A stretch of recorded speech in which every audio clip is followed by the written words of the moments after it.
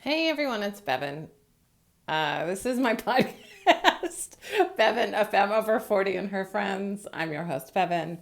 I've said my name 3 times. It's time to start the show. Today, I'm actually doing a podcast episode I genuinely thought that I had done years ago. And I've been doing this podcast since 2019, which is 7 years, which is kind of nuts how fast time has gone, and how slow, both at once. And I always thought that I had done a podcast about what to consider when deciding whether to go to law school, and slash also with the slight agenda of interrupting the law school industrial complex and helping you consider not making that six-figure decision and what else you might consider, or the things that I think uh, bamboozle people into spending that kind of money, especially people who have like me at the time when I made that decision. I was 20 years young.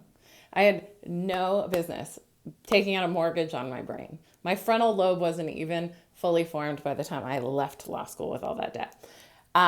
So anyway, here I am with an agenda and some information for you. First of all, let me introduce myself. For those of you who don't know me, I'm Bevan. I teach a body positive aerobics class called Fat Kid Dance Party for anyone who feels left behind by mainstream fitness. If you've ever been called too much, too fat, or felt too awkward to dance, mine is the supportive class for you. I am really here on these internet streets to teach you how to regard yourself with love and grace. Those are great lessons that I have been pursuing most of my adult life. I found the body positive movement when I was 22 years young while I was in law school. And it really took me on a beautiful journey to learning to love my body, and then understanding, oh, there's so much more to this self-love journey than just like being comfortable having a body that's bigger than average. So I'm just out here figuring out how I can find my peace and passing it to you. I started my first blog when I was in law school. So I really kind of began my real work in the world while I was on this side quest that the universe kind of let me go on, pursuing a law degree.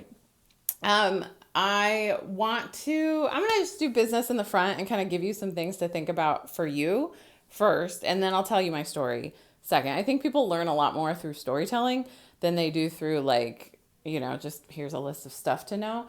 But it's stuff that I wish I had thought about before I went to law school. But there also was no persuading me not to go. I worked at the time, I worked at the California State Attorney General's office in the press office. It was honestly the best job I ever had. And I truly can't believe how good I had it, and that I still went to law school, even though I had a great job. Full stop. A lot of people think a law school is going to get them a great job. How many lawyers do you know that are happy? How many lawyers do you know that have joy in their heart and purpose in their days? Most lawyers I know have a settled for job, a settled for niche, who have not a really happy personal life, frankly, and have to work really hard to care for themselves outside of lawyering. I even have a friend who went to law school without ever asking me whether I thought or what to consider that they might consider before they went to law school. They never talked to me about it once. And I see it all the time. When people in my life pursue that path and they don't talk to me about it, I'm like, they don't want my opinion, and it's not mine to give. I have developed my people skills. I know that my bossy Capricorn ways are optional, and giving people advice is something I only do when asked, or on my podcast or on my blog, queerfatfemme.com, which listen, as soon as the internet allowed me to express myself and help people with the lessons I've learned, I seized that opportunity and I haven't stopped. So, so a friend of mine who went to law school without talking to me recently had to take a leave of absence from their job because it was stressing them out and causing them major, brain things and mental illness stuff. And I just shrug. I don't know. I was always here to help. But I think there's a lot of ways to use your strengths in the world without going and getting a mortgage on your brain, a six-figure mortgage on your brain that you can never sell. They won't give me a refund of my law degree, even though I don't use it anymore. Okay, so a lot of people pursue law school because I think there's an intellectual rigorousness that people assume they're going to get from law school, which is true. It is intellectually rigorous. It's also like not the kind of intellectual rigor of like something where like you're really passionate and interested in the subject. Like, what's really funny, back when I thought that academia was the route to figuring out my life, I was driving around because my longest law job that I had when I wasn't self-employed as an attorney was for 5 years, and I drove a lot because I was licensed in New York and New Jersey. Technically, I'm administratively ineligible to practice law. I haven't resigned the bar because they've made it too difficult for me to resign, and so I just ghosted them and stopped paying for it. So anyway, I was driving around a lot for my job, and I did real estate law, and I just ended up in that profession. And I remember fantasizing about like going back and getting my master's in library science so I could become a law librarian, so I could work at a university and get a free PhD. Because I like, again, like the intellectual rigor of like having a path to follow and then an end result where you get a quote unquote degree. I have since had enough life experience to understand like you can pursue, and we have different technology and different things available. YouTube didn't even exist when I was deciding to go to law school. So like we didn't have YouTube University. We didn't have the ways you can teach yourself now. And also like there's just other things you can do to be intellectually rigorous without getting into six figures of debt. I also just want to say like part of law school is teaching you to quote unquote think like a lawyer. The truth is they're teaching you how to think like a judge. They're teaching you how to be a judge. That's the work of law school, is learning how to be a judge. To learn how to be a lawyer, you actually have to work under a lawyer and learn on the ground. Or if you are yourself an attorney, a self-employed attorney, you are then getting your clients to pay you to learn how to represent them. And all of that just felt very sketchy to me. Once I realized that's what was happening. I thought I was learning how to be a lawyer. And then you're in law school and you realize, oh, I'm learning how to be a judge. But they tell you it's, quote, thinking like a lawyer, which is not using the part of your brain that's going to help you be happy. It's not using the part of your brain that's going to help you be a good, for me, mother or spouse. It's not, or a good friend either. It teaches you how to be right, how to learn how to argue both sides of an argument, how to learn how to like do legal research, which like honestly, as technology improves, listen, I have some opinions about AI. That is not what this is about, but as technology continues to evolve, I will say like legal research is done differently again and again, right? And you can do a lot as like a paralegal or a legal assistant with no law degree and still make good money if that's the field you want to be in. I give this advice to people all the time when they're wanting to pursue law school. I'm like, I think you should work in a legal environment for at least a year and just see the quality of life that lawyers have and figure out if you want to live like that. Because I think like when you really look under the hood, so I worked at the Attorney General's office. So many lawyers told me specifically, don't go to law school. I didn't listen to them. And I had my own reasons for like ignoring them. But again, people hear what they want to hear. They pursue the advice they want. I think if you're really considering law school and you're 8 minutes into this podcast episode, you're potentially open-minded to other ways of thinking about whether to go to law school. So it changes your brain. And I don't think that's a good thing. I mean, I think it's a good thing if you want to be a lawyer, you have to learn how to think that way, right? But I don't think it gets you to the kind of life you want to live if you want to have a happy life, because I would encourage you. I didn't even look this up before I started this podcast episode, because I want you to do the research to find out what's the suicide rate for lawyers, the national suicide rate for lawyers, see what percent it is. Because the last time I looked it up, it was scary to me, but it also lined up with how my mental health was doing. I've had, if you listen to my podcast, I talk very openly about my mental wellness journey and the way I have centered my mental wellness in my life over the last few years since I left the profession. And I was genuinely considering ending my life regularly on the way to my job. And I got a job at a law firm sort of mid-time. Like I stopped working at my firm in 2008 because the economy crashed. Our biggest client went out of business. And I walked into work one day and I had been really dedicated to this firm, really dedicated to this man. It was a solo law firm. So I was his first attorney hire. And he fired me first out of all of the people who worked at the firm because I was the one that made the most money. Because our biggest client went out of business. So he was like downsizing. So there is no loyalty. Everyone's an at-will employee, so you can be fired with or without cause. So I went into business for myself and represented clients. And I took a break from that and worked for another attorney for 3 months. Now, in hindsight, very emotionally abusive person. I should never have worked for them. But I learned some really important life lessons in that. And regularly on the way to that job, I was contemplating ending my life. So look up the national rate for suicide. Maybe even lawyers in your state. I'm sure there's statistics you can look at. Also, almost every bar, like state bar, has a continuing legal education requirement. And typically within that is a requirement for you to take classes about addiction and alcoholism, because guess what? The rate of addiction and alcoholism is very high among lawyers.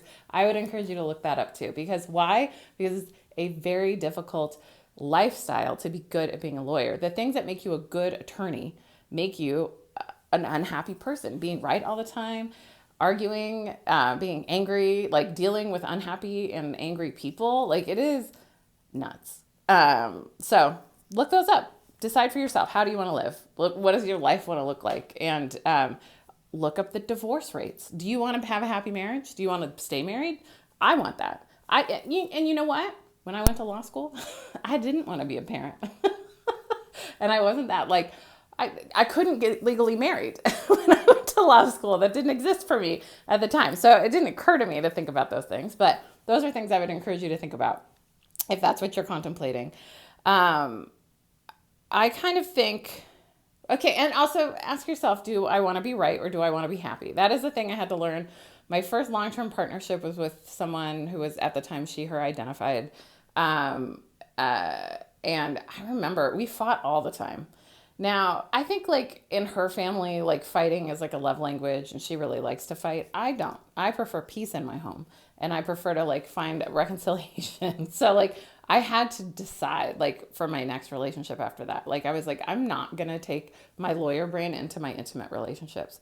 So, and I learned that slogan, would you rather be right or happy? So, you know, it's what it does to your brain. And like you take it home and then unless you do the rigorous emotional labor and mental wellness labor of like learning how to like do it different. Yeah.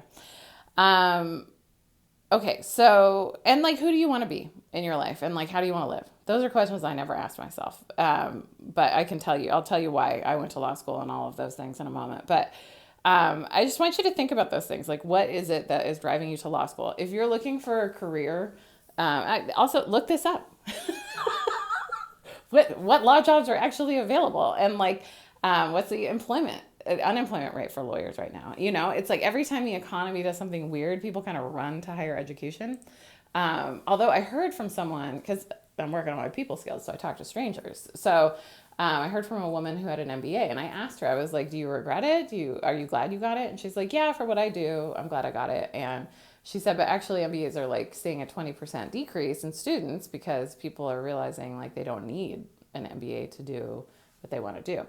So I don't know what that rate is for law school, but I hope that I can be, even if I convince one person to reconsider going to law school, I will have saved someone hundreds of thousands of dollars of debt, and I will have made a difference in the world, and that makes me happy. I'm really here like not money motivated. I'm really here like helping motivated. I'm here to make a difference in the world, be a light. And hopefully be a good influence. Okay, so I went to law school right out of undergrad. I skipped first grade. I graduated high school when I was 17 years young. I went right to undergrad. And I have since, and I've probably talked about this on the podcast, but I have since like looked in hindsight. Nothing I do now requires my degrees. The degree that I use most is my undergrad. I double majored in political science and women and gender studies with a minor in film.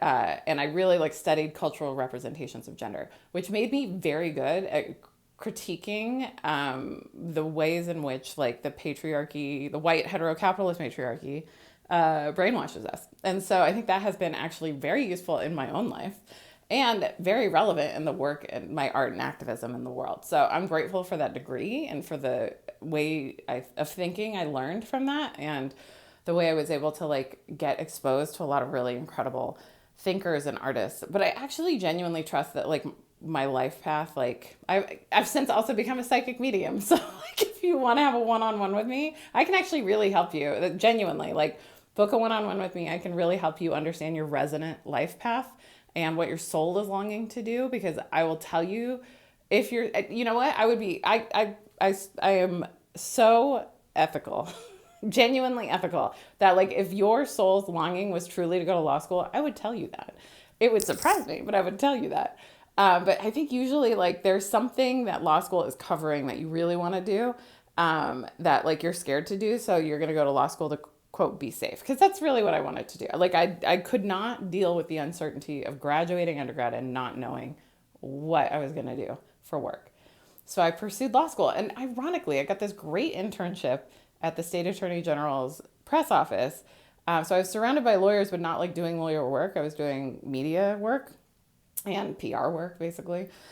And it was so fun and fascinating, and it was different every day. And I really liked my coworkers, and then they liked me enough that they hired me as a student worker or whatever the position was called. So I got paid not bad at the time. And if I had just like decided to postpone law school, I probably could have gotten the job as his speechwriter, because his speechwriter was leaving to go to law school. And that would have been a couple of cool years, you know, and then like, anyway, I know that my like women's studies education would have come from the streets. Like I would have learned through community because I'm so community oriented. And I also know the people that I would have been. So part of being a psychic medium is like kind of understanding timelines, and like I see the timeline, and I've really kind of reconciled the timeline where like I dropped out of high school and didn't go to college, and like who I would have met and the people, because I did meet them, these San Francisco based people. That's where I grew up, outside San Francisco.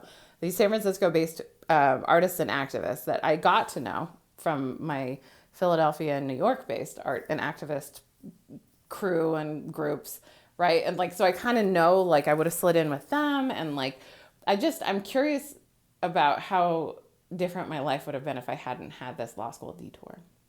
But I was like so unsafe. I was so dysregulated. I lived like, oh gosh, I feel like I've been burnt out since I was 7 until I was like 40. And like, just grinding and driving myself like beyond what like my nervous system wanted. And really living in like fight, flight, freeze, appease constantly. Like I didn't know what it felt like to be relaxed until I was 34 years old.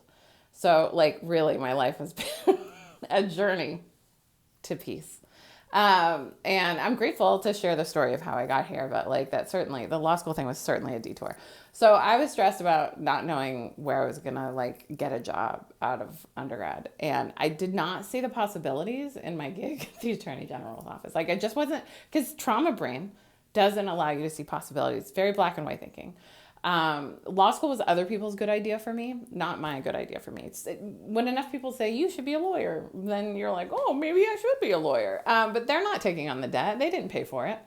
It's so funny too, because like in many ways, like I think I went to law school also, you know, who's the parent you wanted to please most is the question Tony Robbins asked people. And it was definitely my mother, and, or you're afraid to disappoint. It was my mother. And my mom was like, I'm worried if you don't go right to law school that you will lose momentum about being a student. So just like she gave me, she was doing the best she could with what she had. And she gave me bad advice. That's not good advice. That's not a good reason to go into grad school. That is like a very scarcity minded thinking about going to grad school. You should think long and hard before you get into that kind of debt. One of my roommates, my favorite roommate I've ever had, actually, she put herself through her master's degree and she saved up for it and she did it all out of pocket. And that is the way to go. And she is debt free now and she's doing great. So anyway, things to think about, right? So I was really scared of uncertainty. That's really what it was. And like, I'm learning lessons now in my 40s that I was avoiding when I was 20. And then I went to law school. I was 21 years young when I started. And I graduated in 3 years. I took the bar immediately. I passed the first time. It was the worst experience. Like, it was so hard. And like, It's so funny because like when I was filming, so my aerobics class, Fat Kid Dance Party, I was filming I did a video series, like a workout video series. It's 4 videos. You can still buy it for a limited time. I'm about to move it to my Patreon, FYI. Patreon.com/FKDP, which stands for Fat Kid Dance Party. That is what funds this podcast. It's the best way to support this podcast. And I have lots of ways that I can support your self-care, your spiritual development. I teach Zoom aerobics twice a week. Like I have a lot in my Patreon. I have like private podcast episodes that are a little too tender to share. I have a lot of cool stuff over there. So if you want to support the podcast, I'll make it worth your while. It's cute over there. Patreon.com/FKDP. So as I was filming my workout video series, I realized like after I did the filming day, before it was even in post-production editing, I didn't edit it. I paid someone to edit it, but I did not budget for marketing and PR on the final product. And that was an error. But I crowdfunded it, and it was like, I remember thinking as we were like finishing that day, that shooting day, and I realized should have been 2 shooting days. It was another lesson you learn by doing, right? Most lessons in life you have to learn by doing. You have to fail forward. And I remember thinking this was harder than taking the bar and passing it in 2 states in the first try. It was just like, there was a lot that I had to do that I did to get that done. It was like basically 5 months from the beginning of the crowdfund to shooting it. And it was so much, and it was really hard. But like things in life that are like things you need to go through and do are hard sometimes, because you got to learn the lesson, you got to go through it. So like there was just all this stuff that I was avoiding.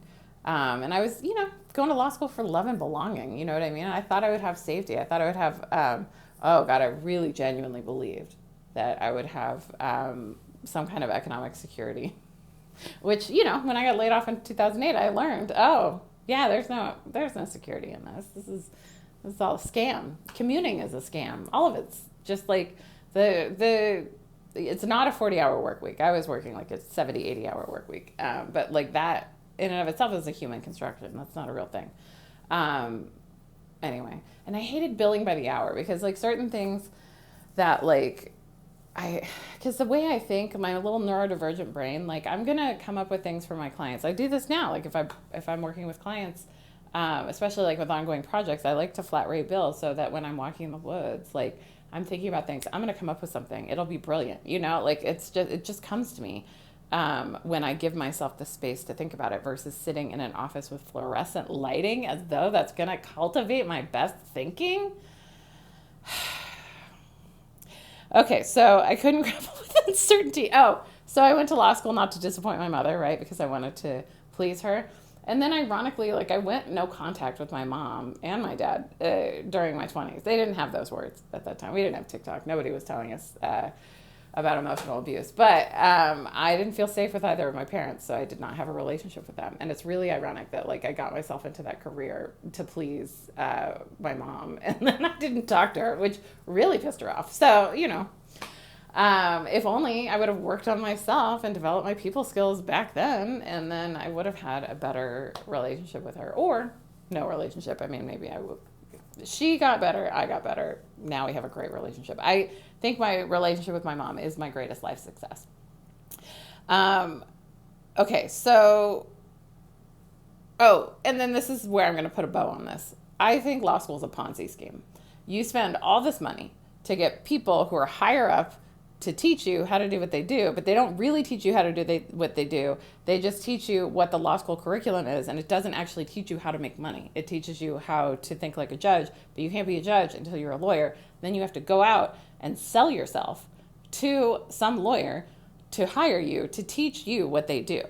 It's a lot harder than you think. I remember the dean of admissions of my law school saying during orientation, you can get any job with a JD. And she was incorrect, because multiple times when I dealt with unemployment, it was really hard for me to get a job. I know many attorneys now who have been in like uncertain like temp employment situations for years, because there just is not the market for attorneys the way law schools are chugging out law graduates. And who's making money off of that? You know what I mean? It's just like all this debt, all these like law schools, like all these professors don't even make that much money. A lot of our professors are adjunct professors who don't make that much money. Like, where's the money going? It's going to institutions.